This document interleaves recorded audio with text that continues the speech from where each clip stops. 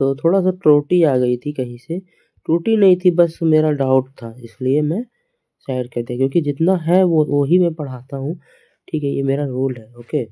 जो इतना भी लुसेंट में आपका दिया हुआ है इस टॉपिक से, उतना ही पढ़ाऊँगा, ओके?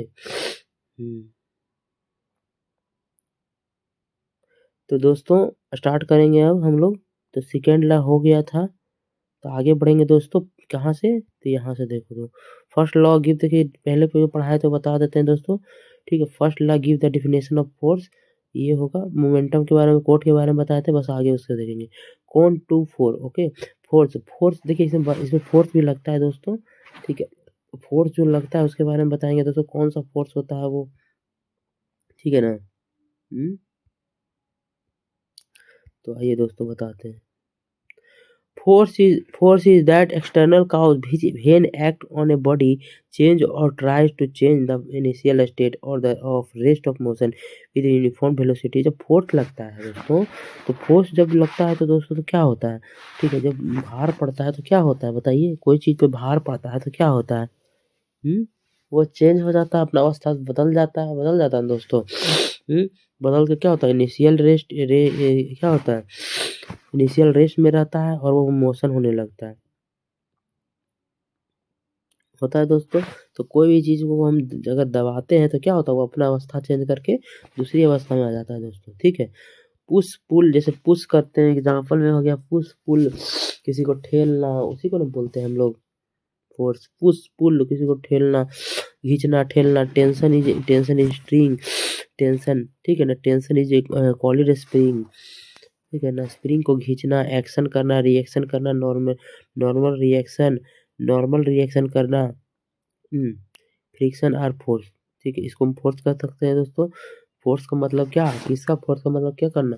ठेलना, खींचना, ठीक है ना? स्ट्रिंग करना मतलब खींचना, स्प्रिंग को खींचना, समझे दोस्तों? किसी एक्शन करना, कोई भी एक्शन करना, रिएक्शन करना और नॉर्मल रिएक्शन कोई नॉर्मल रिएक्शन करना, उसको हम फोर्स कहते हैं दोस्तों। मोमेंटम देख लेंगे दोस्तों, मोमेंटम क्या होता है? मोमेंटम भी हमारा टॉपिक में है दोस्तों, लेकिन देखिए दोस्तों ये टॉपिक जो है बिहार एसएससी खास बिहार एसएससी पर बनाया हुआ है। आप पढ़ना चाहते हैं तो हमारे बिहार एसएससी के लिए जुड़े रहें, ठीक है ना? बिहार एसएससी में इसी टॉपिक से आएगी दोस्तों, ओके? मोमेंटम इज द देखिए momentum is the measure of amount quantity of motion contain in a body, ठीक है ना? तो ये मोमेंटम जो होता है क्या होता है?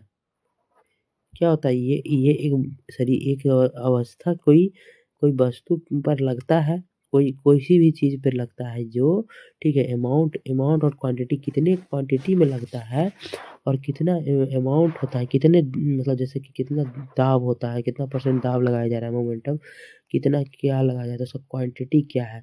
Clearly it is the property of moving body and it is defined as the product of mass and मतलब कितना बॉडी मूव कर रहा है और कितना उससे वज़न लग रहा है, कितना मास लग रहा है, ये बड़ी कितना और कितना उसका वेलोसिटी है, तो उसको हम क्या कहते हैं? मोमेंटम कहते हैं। शुद्ध भाषा में कहा जाए तो किसी भी वस्तु को पर हम लोग जब दाब लगाते हैं, ठीक है? तो वह एक मोमेंटम होता है, ठीक है ना? एक मोमेंटम होता है दोस्तों, ठीक है ना? तो जब वो मूविंग होता है तो उसमें कितना वज़न लगाया गया और कितना वेलोसिटी है उसमें, तो ये हम लोग जानते हैं दोस्तों मोमेंटम में। ठीक है, मोमेंटम देख लेंगे दोस्तों।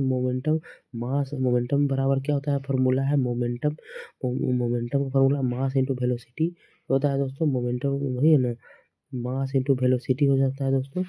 मास इनटू वेलोसिटी, ठीक है? मास इनटू वेलोसिटी होता है दोस्तों। तो मोमेंटम बराबर या रट लेना है दोस्तों क्योंकि आ सकता है एग्जाम में वन लाइन में।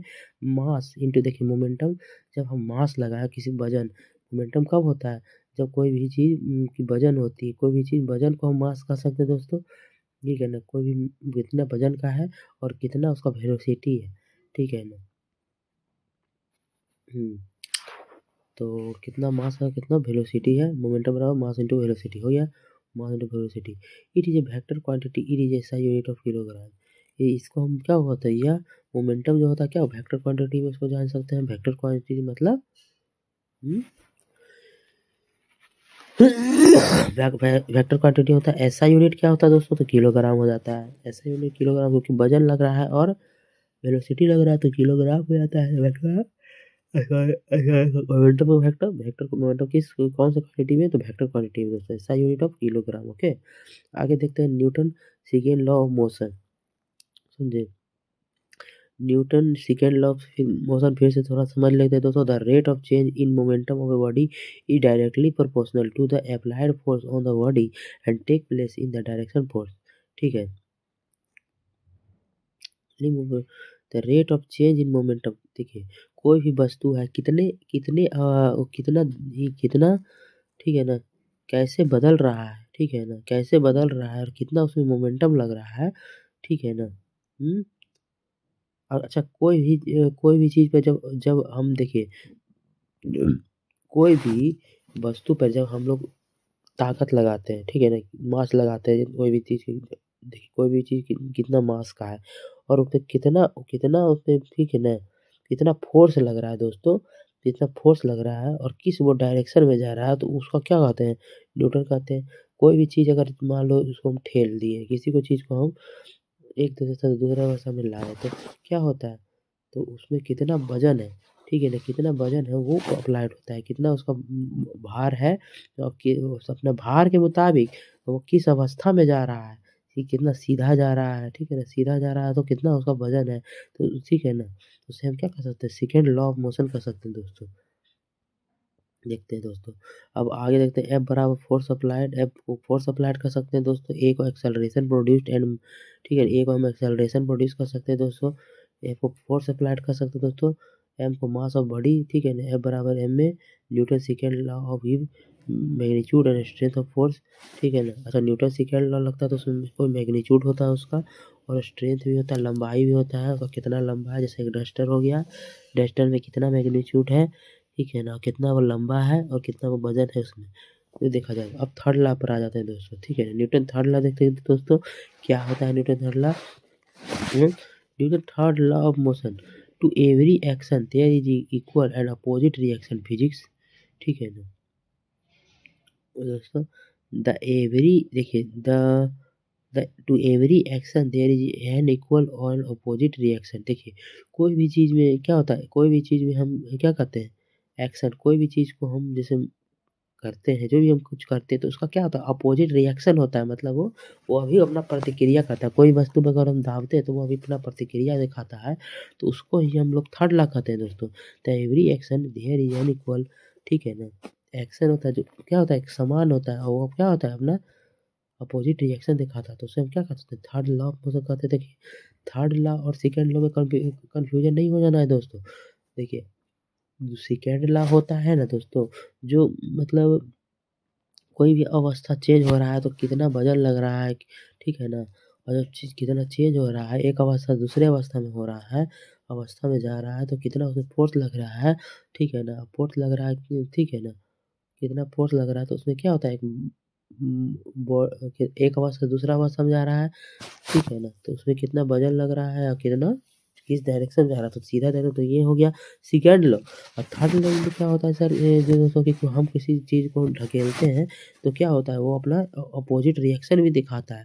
जैसे बंदूक से चलता हुआ गोली, गोली जब चलता है तो पीछे की ओर भी बम्प करता है। देखिए आगे देखते हैं, तो एग्जाम्पल थर्ड लॉ का दिखा देते हैं दोस्तों। ये रिकॉल ऑफ गन, हाँ अभी गन का डेफिनेशन दिए थे, ठीक है। मोशन ऑफ रॉकेट, रॉकेट देखिए चलता है तो रॉकेट क्या होता है, रॉकेट सीधा जाता है तो क्या होता है, उसका अपोजिट रिएक्शन भी होता है, मतलब वो अपना वजन को अपोजिट रिएक्शन, पहले क्या होता है, फोर्स पीछे की ओर लगाता है और पीछे की ओर लगाता है तब वो आगे चलता है, ठीक है ना। जैसे गन का ट्रिगर जब हम दबाते हैं तो क्या होता है, पीछे की ओर वो फ़ोर्स लगाता है और फिर वो आगे की ओर चलता है, तो पीछे हुए पहले फ़ोर्स लगेगा साइड लॉ में, ठीक है ना? ये याद रखना है दोस्तों। अगर था सेकंड लॉ में देखिए याद रखना है दोस्तों कि वो आगे की ओर ही चलेगा, लेकिन वो कितना फ़ोर्स लग रहा है, किस दाब में जा रहा है, तो वो भी देखना पड़ता है दोस्तों। मोशन ऑफ रॉकेट देख लेंगे दोस्तों। मोशन ऑफ रॉकेट क्या होता है, मोशन रॉकेट हो गया स्विमिंग, तैरते हैं तो क्या होता है, उसको पीछे फेंकते हैं तो फिर आगे बढ़ते हैं, देखते हैं। Wheel drawing water from the well, तो घंटी बजाते हैं वो हो गया। It is the string break up the man drawing water fall back, ठीक है। हो गया। It is difficult to fix a nail and freely suspended, समझ आइए दोस्तों। Principle of conservation of linear momentum, principle of, ठीक है ना, मोमेंटम देख लेंगे, linear momentum. If no external force act on a system of body, no, देखिए इसमें क्या होता है, principal of conservation linear momentum में क्या होता है दोस्तों, ठीक है ना, कि इसमें कोई फोर्स नहीं लगाया था, no external force act system of body, body पर कोई फोर्स नहीं लगता है, the total linear momentum of the system of body remains constant. कोई भी लीनियर मोमेंटम का जो होता है वो बॉडी, वो क्या होता है, वो शांत अवस्था में होता है दोस्तों। एग्जाम्पल देखेंगे दोस्तों, ठीक है। As a consequence the total momentum of body before and after collision remain the same, ठीक है। कोई भी ऐसा बॉडी जिसमें कोई भी चेंजिंग नहीं होता है, ठीक है ना, कोई अवस्था चेंज नहीं होता है, उसके बारे में बात कर रहे हैं। Principle of conservation linear momentum, rocket work on the principle of conservation of linear momentum, rocket जो होता है दोस्तों वो वर्क करता है principle conservation of linear momentum में, ठीक है। देखिए आप लोग ने समझे होंगे दोस्तों, थोड़ा सा फिर से एक बार रिपीट कर देंगे दोस्तों। Principle of conservation linear momentum क्या होता है, देखिए मोमेंटम जो होता है एक, ठीक है ना, तो मोमेंटम के बारे में यहाँ बात कर रहे हैं। थर्ड लॉ का जो मोमेंटम होता है वो क्या होता है, if no external force act on a system of body, no external, तो एक्सटर्नल कोई फोर्स उसमें तो लगता नहीं है, अलग से कोई फोर्स लगता है नहीं, कोई अलग से फोर्स नहीं लगता है। The total linear momentum of the system body is remain constant, वो कांस्टेंट रहता है, ठीक है ना। इसको फोर्स की कोई ज़रूरत नहीं होता है, उसको हम कोई हम फोर्स लगाते नहीं हैं, अपना फोर्स की बदौलत वो चलता है, वो कांस्टेंट ही होता है। As a consequence the total momentum of body before the after collision remain the same, ठीक है। वही बता दिए रॉकेट का, जैसे देखिए बात डिफिनेशन हो गया दोस्तों, कि रॉकेट में भी ये काम करता है कंजर्वेशन लीनियर मोमेंटम, क्यों वो अपना फोर्स खुद लगाता है, इसमें उसका कोई मतलब वो कांस्टेंट ही होता है, लेकिन उसको जब से थर्ड लॉ, जब से वो धक्का वो अपना क्या होता है पीछे फेंकता नहीं है, ठीक है ना, वो जब तक धुआं फेंकता नहीं है वो आगे ऊपर उड़ता नहीं है। तो ये हो गया दोस्तों इम्पल्स के बारे में दोस्तों। When a large force act on a body for very small time, देखिए कोई भी वस्तु है दोस्तों, उसको क्षणिक समय के लिए बहुत ज़्यादा फोर्स लगाया जाता है, तो उसको ही हम इम्पल्स कहते हैं दोस्तों। ये large force act on body कुछ समय के लिए बहुत ज़्यादा फोर्स लगाया जाता है दोस्तों, उसको हम इम्पल्स कहते हैं दोस्तों। That force is called impulsive force, ठीक है ना, इसको हम इम्पल्सिव फोर्स कहते हैं दोस्तों। Impulse is defined as the product of force and time, ठीक है ना। इम्पल्स को हम किस तरह जानते हैं दोस्तों, फोर्स वजन और समय के लिए, impulse force into time change in momentum, ठीक है ना। इम्पल्स बराबर फॉर्मूला क्या होता है, force into time, force into time होता है दोस्तों, F1/T आ सकते हैं। जब हम फोर्स लगाते हैं कुछ समय के लिए लगाते हैं तो फोर्स इनटू टाइम हो गया, impulse force into time, force into time रट लेना दोस्तों, 4 में पढ़ना है, impulse force into time, impulse force into time, impulse force into time, formula हो गया। चेंज बराबर क्या होता है, change in momentum, momentum change हो रहा है दोस्तों। It is a vector quantity and it is a direction, is the direction of force, it is the SI unit Newton second, ठीक है। यहाँ एक वेक्टर क्वांटिटी में पाया जाता है दोस्तों, ठीक है ना।